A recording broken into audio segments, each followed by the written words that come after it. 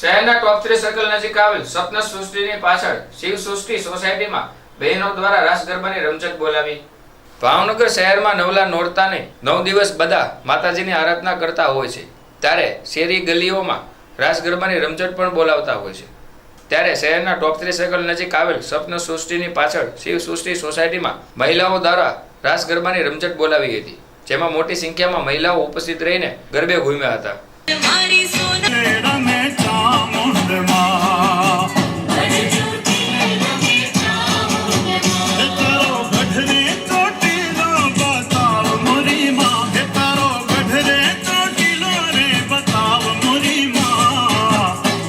ચોટીલે રમે ચામુંડ માં।